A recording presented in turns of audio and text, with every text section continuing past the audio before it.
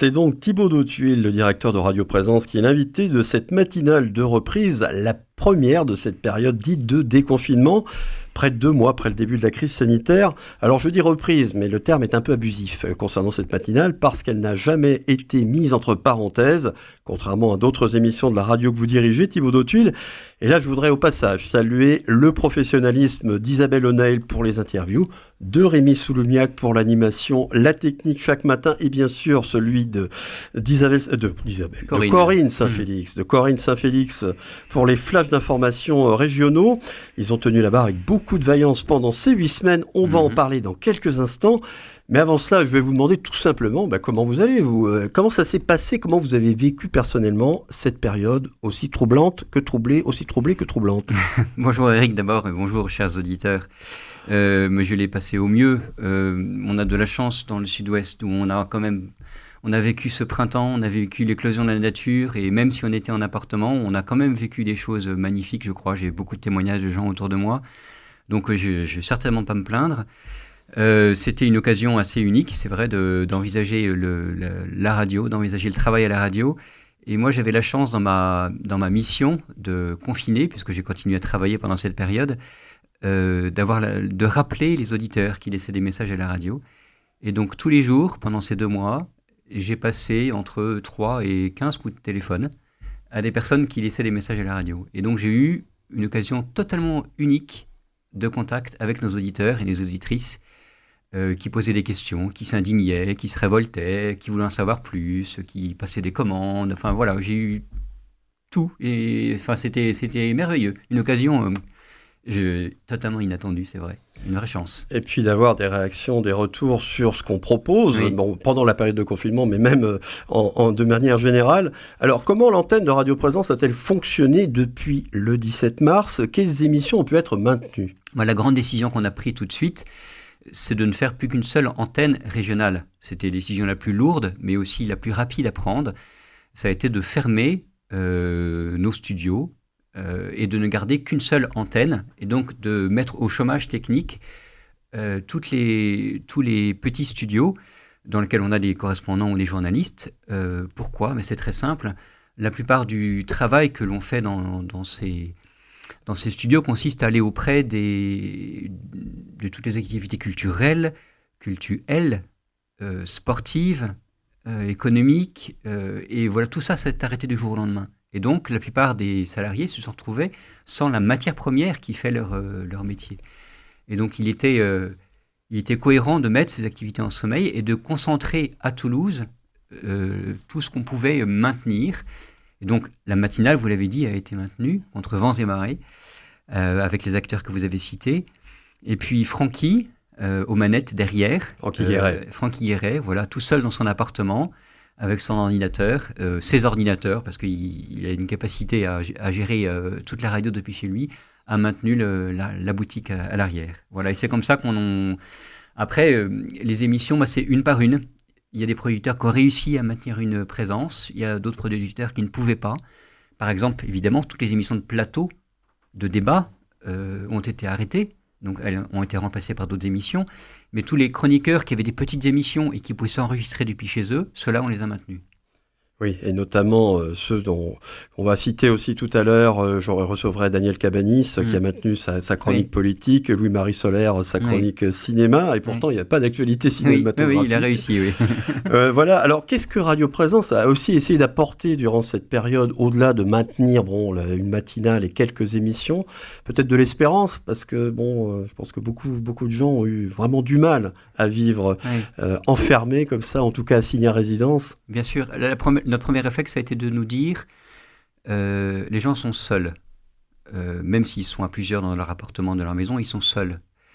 Notamment, ils ne peuvent plus aller à la rencontre d'autres personnes, ils ne peuvent plus, les activités sociales sont limitées, et surtout, la pratique de la foi est limitée aux seuls enseignements que la radio pouvait proposer.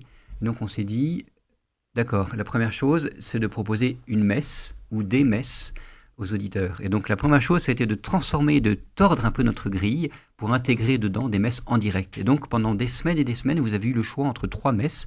Et je sais qu'il y a des auditeurs et des auditrices qui écoutaient les 3, parce qu'elles étaient très différentes les unes des autres.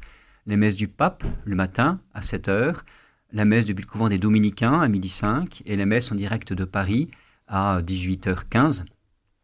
3 types de messes très différents et qui à chacune ont apporté quelque chose, je pense, aux éditeurs. Et vous pouvez pas savoir le nombre de remerciements que j'ai eus, mais je n'en revenais pas moi-même. Je me disais, mais on va lasser les auditeurs, ils en auront marre d'écouter des messes. Ah non.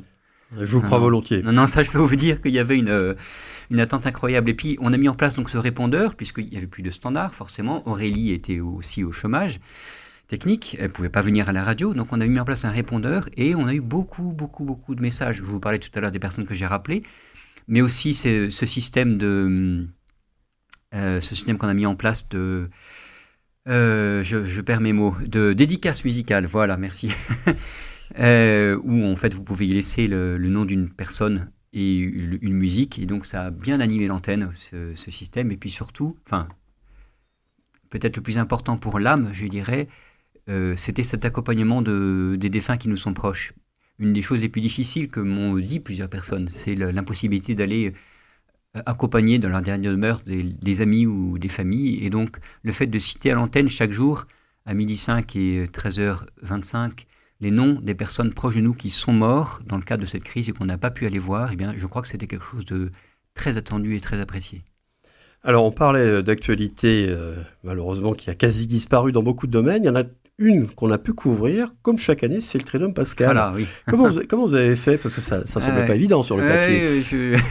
Jusqu'à 3 semaines avant Pâques, on se dit, mais ok, on va quand même réussir à se déplacer, on va aller à Conques. On est 2, Francky et moi, service minimum.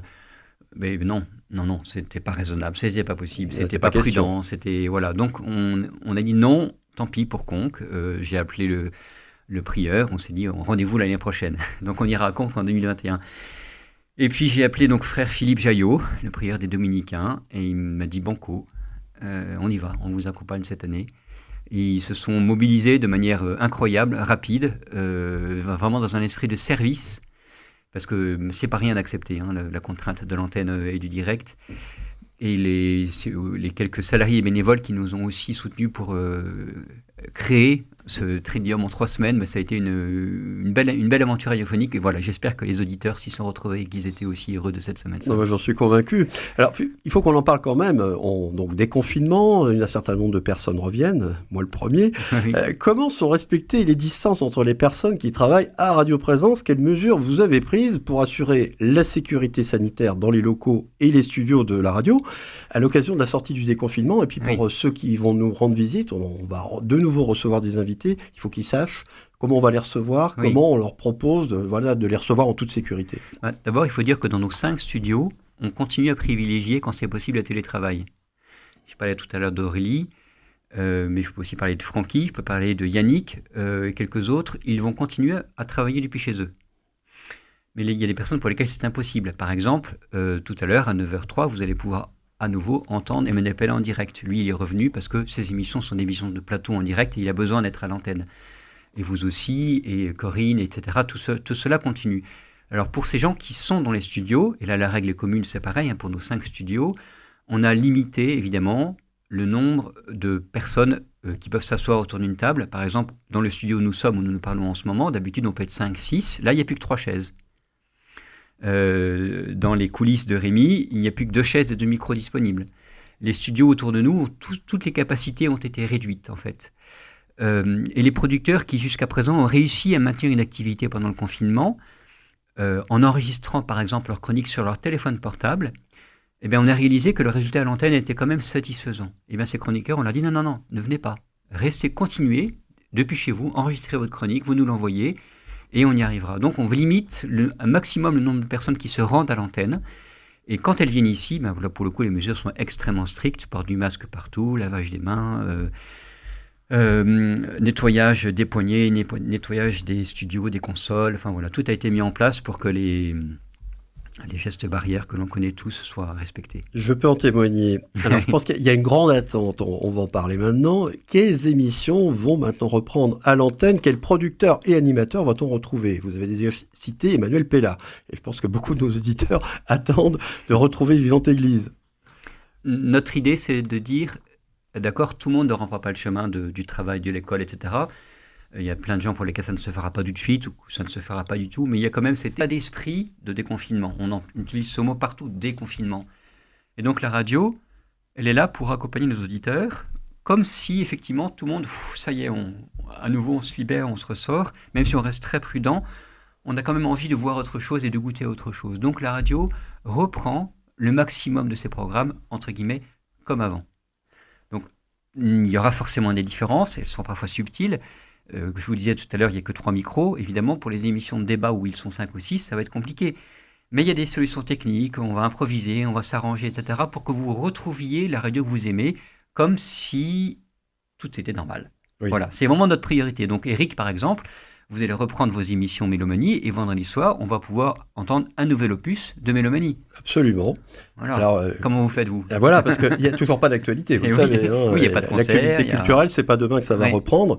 Non, en fait, moi, ce que j'ai décidé dans un premier temps, c'est d'abord n'avoir que 2 chroniqueurs avec moi, alors que d'habitude, j'en ai plutôt 3 ou 4. Et puis, on va parler de l'actualité qu'il y aurait dû y avoir à la période... oui, parce que vous connaissez le programme les concerts qu'on aurait dû avoir. C'est aussi pour maintenir un peu les auditeurs sous tension avec tout ce qui se fait à Toulouse et qui reprendra, on l'espère tous, à l'automne. Donc on parlera de l'Orchestre du Capitole, de ce qu'il y aurait dû y avoir au Théâtre du Capitole, la saison des grands interprètes et puis quelques autres dans la région. On fera sans doute des émissions sur Beethoven, puisque c'est l'année Beethoven. Et puis je pense que j'inviterai assez rapidement Christophe Gresti, le directeur artistique du Théâtre du Capitole, puisque le programme de la prochaine saison est connu. Et on parlera avec lui de ce qui nous attend à partir du mois de septembre, de fin septembre, en espérant que tout sera résolu d'ici là. On espère qu'on pourra aller au concert fin septembre. Oui. C'est pas gagné, mais bon, on peut espérer. Toujours l'espérance. Voilà. Et donc on parlait de Mélomanie, mais bien entendu les autres grands directs reprendront. Donc dès ce soir le sport, demain les livres, etc. Le magazine 18-19 reprend, etc., etc. Voilà, tout ça, nous revoilà. Maintenant qu'on a commencé la sortie de crise, on l'espère tous, Radio Présence a apporté toujours de l'information, un certain soutien moral et spirituel pendant le confinement. Est-ce qu'on peut continuer à apporter ça ? Est-ce qu'on va continuer dans les semaines qui viennent ? Est-ce que vous envisagez éventuellement d'autres programmes ou de maintenir certains Oui, peut-être sur le soutien spirituel. Nous savons que les catholiques ne pourront pas retourner à la messe avant la fin de ce mois. Donc nous allons maintenir une messe quotidienne à l'antenne. Ça a été une décision un peu complexe à prendre parce qu'on veut retrouver le magazine du soir, la matinale reprend ses droits. Et donc à midi, à l'heure qui est assurée par Lourdes, depuis Lourdes, il y aura donc une messe tous les jours. À midi 5, depuis Lourdes, donc la messe ne sera plus depuis le couvent des Dominicains, elle sera depuis le sanctuaire, mais voilà, ce sera toujours une messe quotidienne. Et ça nous fait un petit peu changer d'univers, goûter un 4e univers quotidien, celui du sanctuaire, qui est quand même très très cher à notre cœur. Donc rassurez-vous, chers auditeurs, vous aurez toujours une messe quotidienne à l'antenne. Il faut le redire, je pense, plusieurs fois, parce que ce week-end, j'ai eu des petites inquiétudes d'auditeurs là, qui disent « Mais et la messe, on en a toujours besoin ». Donc oui, la messe est maintenue. Je pense qu'on va aussi essayer de donner le plus possible la parole aux acteurs régionaux, aux élus, aux entrepreneurs pour donner des pistes, pour aider ceux qui vont être malheureusement très touchés par la crise économique à venir. Oui. On ne sait pas encore de quelle ampleur elle sera, cette crise, mais on sait qu'elle va arriver. Oui, bien sûr, là on continue comme on l'a été beaucoup pendant ces semaines-ci, à donner des solutions, à donner des idées par le biais de vos interviews, Eric, cette semaine, et puis Isabelle quand elle reviendra, avec aussi Doris et ses invités.